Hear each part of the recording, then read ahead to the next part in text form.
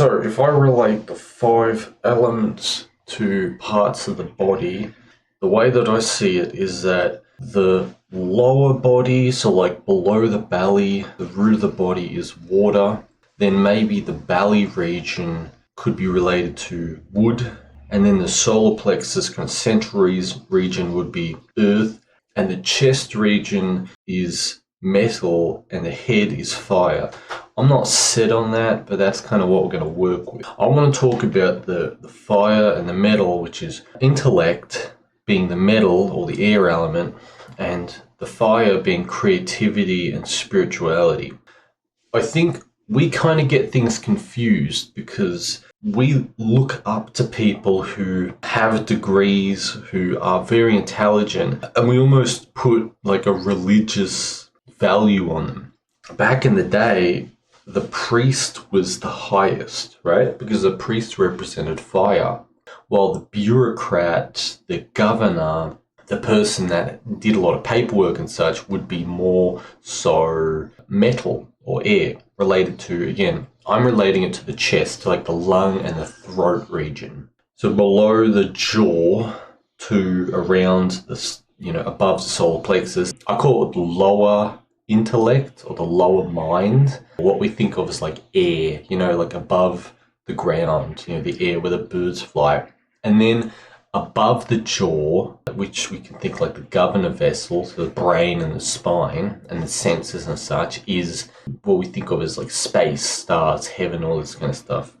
So you look at a spiritual person and you might think that they're intelligent, but they might not be.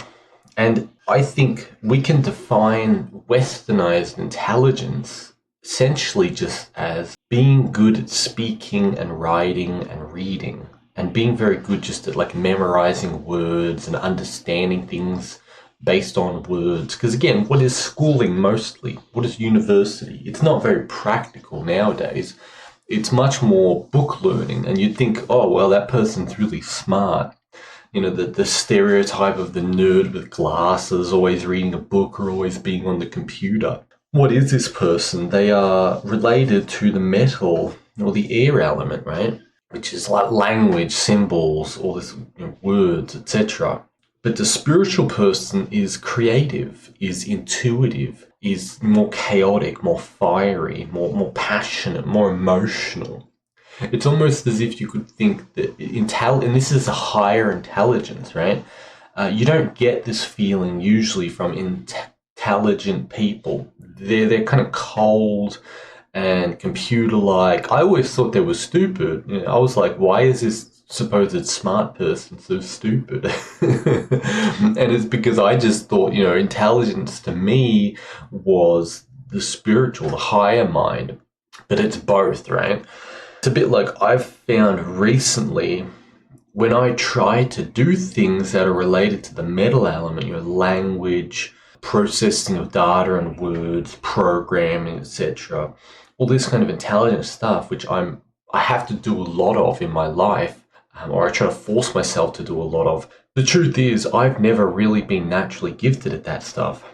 And the way that I do it is through will, pushing, energy, force. I have lots of like energy and force and will and all this kind of like fiery spiritual energy. More the yin fire, which is more of a heavenly glow rather than like an engulfing fire of the forge. I use that it's like maybe if I work hard enough or I just push hard enough, I'm gonna figure out this programming quiz. Like maybe if I take a step back and get into, here's the thing, if you focus on the chest and the throat region, you start to become conscious of symbols. When you look at symbols instead. If you focus up higher in the head and the brain, you become conscious of colors. If you focus low in the body, you become conscious of shapes, of like tactile sensation. And I imagine people who are in the social regions are much more focused on, how does this socially affect me or something like that, right? So if I go down to the chest and the throat region, I hope those birds aren't too loud, and I start to focus on the symbols and focus on the logic. And again, a lot of this stuff with programming is, there's logic and there's rhythms and patterns with data that you can understand. It's like chess. If you play chess, there are patterns and there are certain moves and there are ways you can move the pieces, and the board is never going to change. It's always going to be an 8x8 array grid. The pieces are never going to change the way they move. How do you apply your logic to that? How do you learn all the patterns and such? And I always struggled with that, right? Because I was very spiritual. So people thought I was smart, but I wasn't logically smart. I was spiritual and creative and all intuitive and all this kind of stuff. I had a hard time reading when I was a child. I had to do like extra classes that, the weird people had to do, right? That you kind of didn't want to hang out with because it's like, oh, geez, you have an intellectual disability or something. But I learned, thankfully, the people who taught me, I'm very appreciative to them. And then as a younger adult, I journaled every day and I wrote a bunch of books and I read all the time, to the point where I've actually developed my intelligence, I'm talking my lower intelligence, to a higher degree, to where I'm probably above an average person, to a decent amount actually. So you can develop your lower intelligence, and a lot of that is by, if you study a language or you study mathematics or you study formulas. Physics formulas is not physics. Physics is the reality, the actual thing of it. Chemistry formulas, I don't understand chemistry formulas, but I know how to make different things because I just have, I have all that alchemy practice. I know how things physically exist and in different states and such. So you can learn different things in different ways, which is why you shouldn't be turned off from science and electronics and programming and all this stuff if you're not a very logical, metal, airy person, right? You can learn these things. You can develop your intelligence. The same way you can develop your body, the same way you can develop your spirituality, you can develop your personality, you can develop any characteristic you want. Assuming you still have the parts. If you don't have hands, then I'm sorry, I can't really help you developing hand abilities. Hopefully you can get a cheap robot hand, and maybe they can grow you a hand in the future, but as long as you have the parts, we can work it out, right? If you imagine the air where the birds exist, this is the metal, right? And they say the metal wants to fall, but it is heavenly. It is the yin of the heavens. While the fire element wants to rise, and that's the stars and space and all this kind of stuff above, right? That's like the heavenly world, the etheric world. And that's why I reason with the body, it's the chest and the head. Now, these are the two layers of heaven. That's why I call them lower intelligence and the upper intelligence. And as I said, if you focus in either of these areas, or you can focus in both for all that matters, you develop your lower upper intelligence, your metal or your air and fire element. And usually geniuses have both of these, which is why you think the alchemists were talking in riddles and poetry, and they were very creative and very artistic and talented, and they drew these beautiful pictures, but they also were very intelligent in a lower way. They were able to symbolize and read and write. You've got to think, back then, reading and writing was really only for people who really developed their lower intellect, right? Most people couldn't really read and write. They could speak. It's important to realize that. Now, you have to develop the middle point of the body, the earth element. If your earth element is not stable, you can't really develop the metal, which really means if you do not have a stable enough life, it's difficult to spend the time learning a language or programming or math or science, scientific formulas or something, to read and write books and all that. It's a bit like I sit down and I try to read a book and it's like I'm agitated, right? I've got that too much fire, too much other stuff, or it's just it's like I don't have enough of that stability, right? So I have to build up more of the earth, because you think, the air is above the earth. It kind of rests above it, so to speak. So that's an important thing, and this is all related to the process of ascension, starting with the bottom areas, the root of the body, and then moving up slowly, per element. Whether wood is actually the belly and water is actually related to the lower pelvic genital region, I don't know. I mean, it kind of seems to work that way.